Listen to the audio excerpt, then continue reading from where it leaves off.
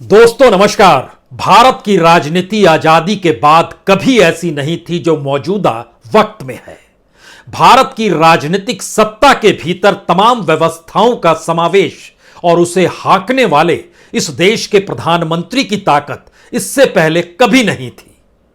आजादी के बाद और नेहरू से लेकर मनमोहन सिंह के दौर में अगर आप राजनीतिक गलियारे में घूमिएगा तो भी आपको कहीं ना कहीं संवैधानिक चेक एंड बैलेंस नजर आएगा। और किसी भी ताकतवर शख्स के प्रधानमंत्री रहने के दौरान कभी यह सवाल भारत के राजनीतिक तौर पर आर्थिक या सामाजिक गलियारे में नहीं गूंजा कि दरअसल अगर यह शख्स चुनाव हार जाए तो इस देश के भीतर क्या हो जाएगा। इंदिरा गांधी जैसी ताकतवर शख्स चुनाव हार रही थी, लेकिन भारत की सामाजिक और आर्थिक परिस्थितियां संभली हुई थी क्योंकि राजनीति उसे हाँक नहीं रही थी। निर्देश जरूर देती थी, लेकिन मौजूदा वक्त की स्थिति बिल्कुल अलग है। तो क्या वाकई 2024 महज एक बरस नहीं है? 2024 के लोकसभा चुनाव महज एक चुनाव नहीं है? 2024 को लेकर राजनीतिक दलों के भीतर जो भी कयास लगाए जा रहे हों, लेकिन उससे हटकर इस देश के भीतर के सामाजिक आर्थिक परिस्थितियों को जीते हुए 100 करोड़ से ज्यादा लोगों के भीतर जो सवाल है, उन सवालों का जवाब क्या 2024 के चुनाव में छुपा हुआ है? और उस दौर में, जिस दौर में कांग्रेस अपने मंथन को पदयात्रा के जरिए कर रही है, उस दौर में जहां पर कांग्रेस जिस राज्य से होकर गुजरती है उसके निशाने पर वहां पर बैठी सत्ता होती है, और चाहे वह बीजेपी के विरोध के राजनीतिक दल ही क्यों ना हो और उस कतार में चाहे वामपंथी ही क्यों ना हो, हर कोई कांग्रेस के निशाने पर है। तो क्या यह मंथन की दृष्टि जो कांग्रेस के भीतर राहुल की पदयात्रा से निकली है, वह कहीं कांग्रेस को एकला चलो की दिशा में तो नहीं ले जा रही है? या भारत जोड़ो में जिस तरीके से कारवां राहुल गांधी का लगातार बनता चला जा रहा है, उसमें विपक्ष का कारवां कहीं टूटता तो नहीं जा रहा है? क्योंकि 542 सीटों पर, 543 सीटों पर अगर उसकी हकीकी तौर पर मौजूदा राजनीति को परखने की कोशिश कीजिएगा तो हो सकता है आपके जहन में 3 सवाल खुले तौर पर निकल कर आए। पहला सवाल, विपक्ष क्या वाकई एकजुट होकर 543 सीटों पर बीजेपी यानी नरेंद्र मोदी के सामने खड़ा रख पाने की खुद में ताकत रखता है? दूसरा सवाल, एक तरफ कांग्रेस और दूसरी तरफ एक तीसरा मोर्चा और एक तरफ बीजेपी, यह त्रिकोणीय स्थिति क्या नरेंद्र मोदी को डिगा पाएगी? और तीसरी परिस्थिति है कि कांग्रेस जिस भारत जोड़ो के जरिए सवालों को उठा रही है, अगर वो वाकई फलीभूत हो गया, यानी वाकई उसको अगर परिणाम के तौर पर 2024 तक देखने की स्थिति में यह देश आ गया तो भारत की राजनीति बदल जाएगी। भारत की राजनीति की कमान संभाले हुए बीजेपी वह भी कहीं गुम हो जाएगी। और जिस तरीके से आरएसएस और बीजेपी निशाने पर है, जिस तरीके से करप्शन के सवाल, चाहे वह टीएसआर के सत्ता को लेकर हो, चाहे वह केरल में वामपंथियों को लेकर हो, सारे सवालों को मथते हुए कई सवाल एक झटके में उभरते हैं। क्या राहुल गांधी का यह राजनीतिक प्रयोग अगर सफल नहीं हुआ तो क्या होगा?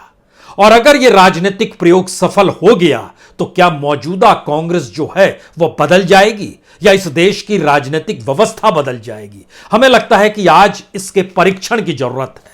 यह परीक्षण इसलिए बहुत मायने रखता है क्योंकि मौजूदा वक्त में जो सवाल इस देश के भीतर उठने चाहिए थे वो दफन किए जा चुके हैं सत्ता की तूती के तले। कल्पना कर सकते हैं कि अक्टूबर 2021 में भारत के पास रिजर्व पूंजी जो करेंसी होती है, डॉलर की शक्ल में, सोने की शक्ल में, वह 645 बिलियन डॉलर थी। और आज की तारीख में अक्टूबर का ही महीना है, बीत रहा है, और उस वक्त उसी रिजर्व करेंसी की तादाद, सोने की तादाद घटकर 524 बिलियन डॉलर पर आ गई है। यानी 100 बिलियन डॉलर इस दौर में कम हो गया। और कोई सरकार की आर्थिक नीतियों को लेकर कोई सवाल इस देश में नहीं है। सवाल इस देश के भीतर झांकने भर का या हेट स्पीच भर का नहीं है। सवाल दरअसल इस देश को अब संभालने का है। और इसीलिए 2024 पर नजर रखनी होगी, क्योंकि संविधान हक देता है जो चुनाव जीत जाए उसके हिसाब से इस देश को चलना होगा। तो जो बीते 2014 से देश चला रहा है, 2024 में भी अगर वही परिस्थितियां मौजूद रहेंगी तो आने वाले वक्त में भारत की स्थिति क्या होगी, खास तौर से तब जब अंतर्राष्ट्रीय ताकतें भी भारत की ओर वहां की सत्ता के मद्देनजर अपने बाजार को खोज रही है, अपनी पूंजी को खोज रही है, रिसेशन के दौर में अपनी आर्थिक ताकत को बरकरार रखना चाहती है और भारत को साथ अपने खड़ा देखना चाहती है। और इस परिस्थिति के भीतर कुछ आकलन शुरुआत में अगर अंतर्राष्ट्रीय तौर पर करने चाहें तो इसको इस रूप में समझिए कि पुतिन भारत के प्रधानमंत्री की तारीफ करते हैं, लेकिन शी जिनपिंग भारत की राजनीति के ऊपर कुछ नहीं कहते हैं और उनको बधाई भी नरेंद्र मोदी यानी भारत के प्रधानमंत्री नहीं देते हैं जब वह सबसे ताकतवर तौर पर चीन के शासक के तौर पर स्थापित हो गए। लेकिन उसी शी जिनपिंग को लेकर पुतिन उनकी पीठ ठोकते हैं और अंतर्राष्ट्रीय तौर पर अमेरिका को चेताते हैं। अमेरिका पाकिस्तान के साथ खड़ा हो जाता है। इन सारे दायरे के भीतर दरअसल वह वर्ल्ड पावर में राजनीतिक सत्ता किसके पास है और उसको कैसे बनाए रखना है, यह चीजें भी मायने रखती हैं। इसको जहन में रखिएगा, इसका जिक्र सबसे आखिर में। लेकिन शुरुआत इस बात से कि कांग्रेस के अंतर्विरोध क्या इस पदयात्रा की देन है जो राहुल की पदयात्रा चल रही है, या फिर राहुल की पदयात्रा ने कांग्रेस को मंत्र दे दिया है अपने बूते चलना है, अकेले चलना है। और क्या इस मंत्र के साथ भारत जोड़ो का जो मंत्र है वह कांग्रेस को इस रूप में जोड़ देगा जहां पे करप्शन नहीं होगा, भ्रष्ट नेताओं की फौज नहीं होगी, जो कॉकस के नेताओं की होती है वो गायब हो जाएंगे और कांग्रेस एक बिल्कुल प्योरिटी के साथ पाक साफ तरीके से इस देश की सियासत को संभालने की स्थिति में आ जाएगी। लेकिन विज्ञान कहता है कि नहीं, इस लोकतंत्र के भीतर आंकड़ों को आपको देखना होगा और इन परिस्थिति को समझना होगा। जब पदयात्रा केरल से निकलती है तो सीपीएम निशाने पर, जब वो उससे पहले तमिलनाडु में है तो तमिलनाडु के मुख्यमंत्री स्टालिन राहुल गांधी के साथ मंच पे नजर आते हैं। तो क्या तमिलनाडु के भीतर का करप्शन कुछ भी नहीं था? केरल के भीतर का करप्शन था। कर्नाटक में आने पर 40% कमीशन का जिक्र होता है। इतनी करप्ट सरकार को लेकर सवाल राहुल गांधी उठाते हैं, लेकिन दूसरा सवाल यहीं से जन्म लेता है, क्या वाकई कांग्रेस इस आत्ममंथन के दौर में करप्शन को पूरे तरीके से फेंक डालेगी, उन नेताओं को दरकिनार कर देगी, या फिर उनका शुद्धिकरण होगा? यही यात्रा जब तेलंगाना में गई तो टीआरएस को लेकर बहुत साफ तौर पर राहुल गांधी ने निशाना साधा और कहा टीआरएस और बीजेपी एक समान है। कोई बिल पास कराना हो तो जरूरत टीआरएस की पड़ती है। अगर इसके लिए आप पूर्व की दिशा में देखें तो नवीन पटनायक की जरूरत भी बीजेपी को बिल को पास कराने को लेकर होती है। और लेकिन राजनीतिक तौर पर नवीन पटनायक भी विरोध करते हैं और चंद्रशेखर राव भी विरोध करते हैं। तो क्या ऐसी परिस्थिति में अब की राजनीति में कांग्रेस खुद को गठबंधन के तौर पर या जोड़ तोड़ की परिस्थितियों से आगे देखना चाहती है? क्योंकि उसने मान लिया है 2024 का मतलब इस देश के भीतर में राजनीतिक स्वतंत्रता और राजनीतिक परतंत्रता तो नहीं है, यानी सारी परिस्थितियां बदल जाएंगी। तो ऐसे में इस देश की जनता को सोचना है। इसीलिए यह भारत जोड़ो यात्रा इस मंत्र के साथ निकली है कि सभी जुड़ जाएं तो वो राजनीति हार जाएगी जो बांटती है। तो हमें लगता है कि दरअसल उस विज्ञान की लकीर को लोकतंत्र में चुनाव के आसरे परखने की कोशिश करनी होगी कि केरल में बीजेपी के साथ वहां की राजनीति ना सीपीएम की चलेगी ना कांग्रेस की चलेगी, लेकिन वहां पर नरेंद्र मोदी का चेहरा राजनीतिक तौर पर 2024 में उभर कर जरूर आएगा। तो वहां पर मुकाबला सीपीएम यानी लेफ्ट के साथ कांग्रेस को करना है, बीजेपी के साथ मुकाबला नहीं करना है। कर्नाटक के भीतर बीजेपी 40% कमीशन खोर पार्टी के तौर पर है। तेलंगाना के भीतर टीआरएस और बीजेपी विधायकों की खरीद फरोख्त की स्थितियों के साथ जीते हैं, एक साथ खड़े होकर इस देश की पॉलिसी को तय करते हैं पार्लियामेंट के भीतर। तो इस परिस्थिति में जब आप निकलेंगे तो कुछ बातें शुरू में समझ लीजिए। महाराष्ट्र में उद्धव ठाकरे और शरद पवार कांग्रेस के साथ हैं। क्या राहुल गांधी महाराष्ट्र के भीतर जब गिरे आएंगे तो उसमें इन बातों का जिक्र होगा कि पवार का करप्शन, इस बात का जिक्र होगा? उद्धव ठाकरे की धारा और विचारधारा, इसका जिक्र होगा? या साथ है तो नहीं होगा? जिस तरीके से झारखंड में हेमंत सोरेन है तो उनका जिक्र करप्शन को लेकर नहीं होगा, उस पर खामोशी बरती जाएगी। ममता बनर्जी बंगाल में, जगन रेड्डी आंध्र प्रदेश में, दोनों के रास्ते क्या बीजेपी के खिलाफ है और कांग्रेस खुले तौर पर इनका विरोध करने से नहीं चूक रही है और शुरू से बतला रही है कि दरअसल हर किसी ने कांग्रेस का लाभ उठाया है, कांग्रेस को घाटा ही घाटा हुआ है। तो इस परिप्रेक्ष्य के भीतर में 3-4 मोर्चे आपको एक झटके में नजर आएंगे। विपक्ष के तौर पर कांग्रेस के साथ आपको एनसीपी नजर आएगी, शिवसेना नजर आएगी, झारखंड मुक्ति मोर्चा नजर आएगी, डीएमके नजर आएगी। ये 5 राजनीतिक दल जो निकलते हैं ये सिर्फ मौजूदा वक्त में 543 में से 100 सीटों पर काबिज है। Congress 52 seat, DMK 24 seat, NCP 5 seat, Shivsena 18 seat, 1 seat JMM, यानी 100 सीटों का एक गुट ये है। दूसरी तरफ कौन है? टीएमसी 22 सीटों के साथ, केजरीवाल 1 सीट के साथ, समाजवादी पार्टी 5 सीटों के साथ, टीआरएस 9 सीटों के साथ, यानी 37 सीट ऐसी है जिसको सीधे तौर पर खारिज करने की स्थिति में कांग्रेस आ चुकी है।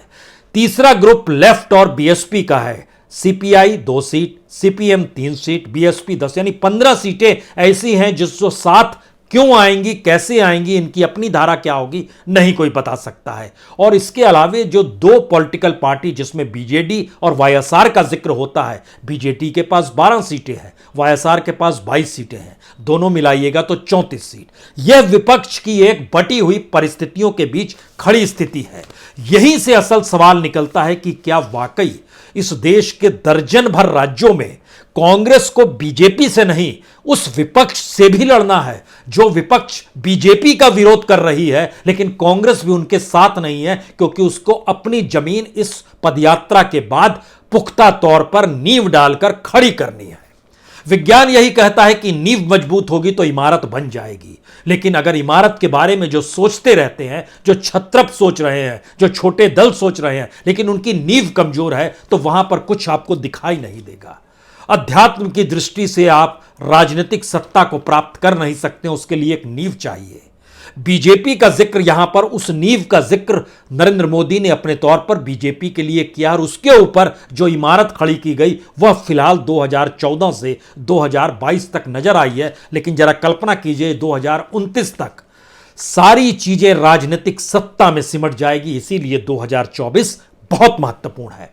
लेकिन 1 दर्जन राज्य, हरियाणा की 10 सीट, असम की 14 सीट, दिल्ली की, उत्तर प्रदेश, बिहार, पश्चिम बंगाल, उड़ीसा, पंजाब, तेलंगाना, आंध्र प्रदेश, यह 1 दर्जन राज्य और इसमें गोवा भी मिला दीजिए, जहां पे आपको हर राज्य के भीतर छत्रप कांग्रेस के खिलाफ है। बीजेपी के साथ है या नहीं है वो मैटर बाद में करेगा, पहले समझिए वो कांग्रेस। हरियाणा में भी सीधे बीजेपी से 2-2 हाथ नहीं करने हैं कांग्रेस को। असम में भी वहां पर टीएमसी भी मैदान में कूद गई है और कांग्रेस से निकली हुई एक महिला नेता ही वहां पर असम में तृणमूल कांग्रेस को खड़ा कर रही है। दिल्ली के भीतर आम आदमी पार्टी है, उत्तर प्रदेश में समाजवादी पार्टी और बीएसपी है, बिहार में आरजेडी और जेडीयू है, पश्चिम बंगाल में लेफ्ट है, टीएमसी है, उड़ीसा में बीजेडी है, लेफ्ट है, पंजाब में अकाली दल है, आम आदमी पार्टी है, तेलंगाना में टीआरएस है, लेफ्ट है, टीडीपी है, और आंध्र प्रदेश में वाईएसआर है, टीडीपी है। यानी ध्यान दीजिए तो विपक्ष के भीतर का विपक्ष जो है वह बीजेपी को लाभ पहुंचा देता है। तो 2024 की गणना आप किस रूप में कैसे करेंगे, अगर इसको आप सामान्य तौर पर समझें तो इस देश के लगभग 543 में से 272 का जो जादुई आंकड़ा है, उस जादुई आंकड़े भर में बीजेपी और कांग्रेस को आमने सामने नहीं लड़ना है। 271 सीटें इस देश की ऐसी है जहां पर बीजेपी है, कांग्रेस है और क्षेत्रीय राजनीति को संभाले हुए नेताओं की फौज है, उनकी अपनी पॉलिटिकल पार्टी है और लेफ्ट भी उसमें शामिल है। तो विपक्ष आपस में 272 सीटों पर लड़ता है और सिर्फ 150 सीट ही ऐसी है जहां कांग्रेस और बीजेपी आमने सामने है और 100 सीटें ऐसी है जहां कांग्रेस गठबंधन बीजेपी से टकराएगा। अब इसको अगर राज्यवार अगर आप समझने की कोशिश करें तो इसको इस रूप में समझ लीजिए कि कांग्रेस और बीजेपी जहां आमने सामने है उसमें छत्तीसगढ़, गुजरात, अगर आम आदमी पार्टी ने वहां पर विधानसभा में चुनाव जिता दिया तो यह राज्य भी आमने सामने के टकराव से खत्म हो जाएगा। लेकिन अभी हम गुजरात को रख लेते हैं तो छत्तीसगढ़ की 11 सीट, गुजरात की 26 सीट, हिमाचल प्रदेश की 4 सीट, कर्नाटक की 28 सीट, केरल की 20 सीट, मध्य प्रदेश की 29 सीट, राजस्थान की 25 सीट, उत्तराखंड की 5 सीट, यानी 148 सीट। यहां पर आपके जहन में होगा कर्नाटक में आप जेडीएस को क्यों भूल रहे हैं? हम नहीं भूल रहे हैं। जेडीएस का प्रभाव और जेडीएस पर खामोशी कांग्रेस की और जेडीएस पर खामोशी बीजेपी की आने वाले वक्त में तय होगा। उसकी कोई अपनी धारा नहीं है, वह 12 सीटों पर मजबूत जरूर नजर आती है, प्रभाव डालने के लिहाज से, जीत के लिहाज से नहीं।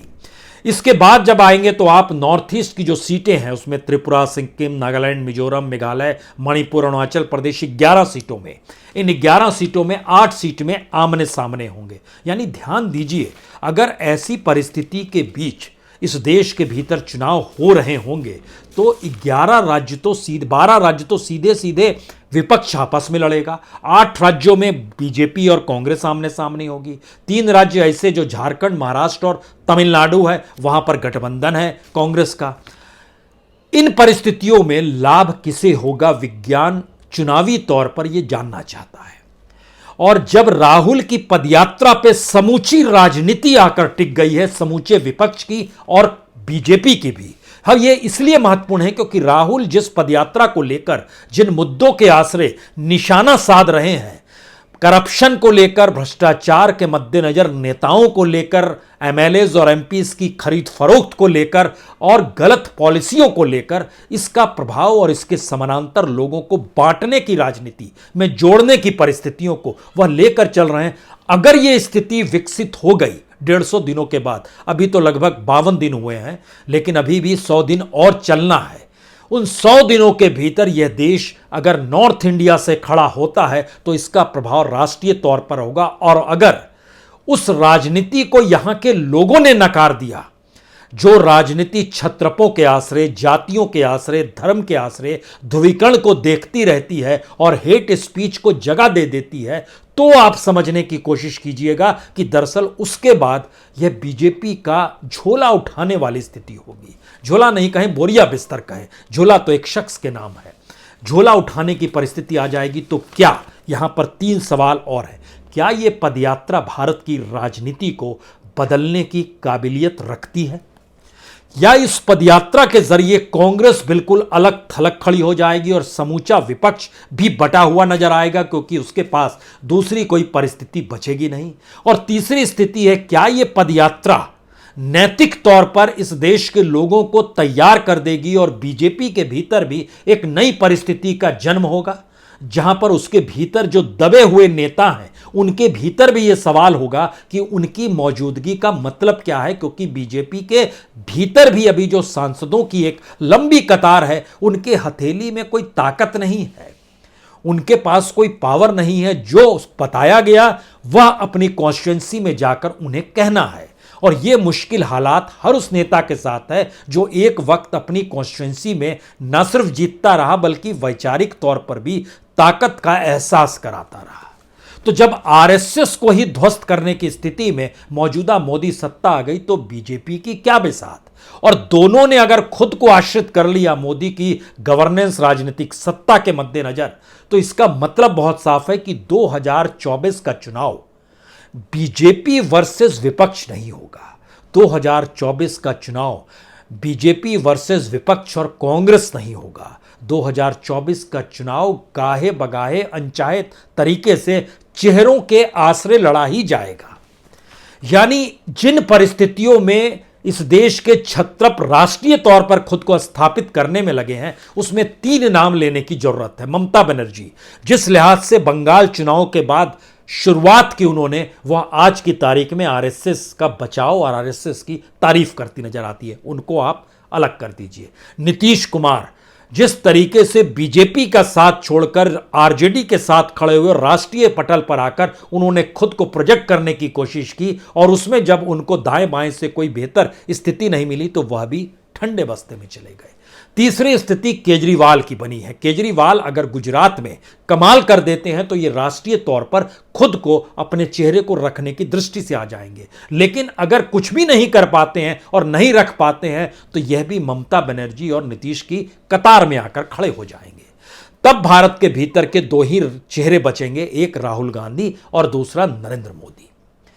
2024 को लेकर अंतर्राष्ट्रीय तौर पर भारत पर हर किसी की दृष्टि है। यह इसलिए महत्वपूर्ण है कि ब्रिटेन के भीतर भी जो सुनक की मौजूदगी, जो भारतीय मूल के हिंदूवादी हैं, उनको लेकर जो सवाल है, उसके पीछे अंतर्राष्ट्रीय लॉबी है।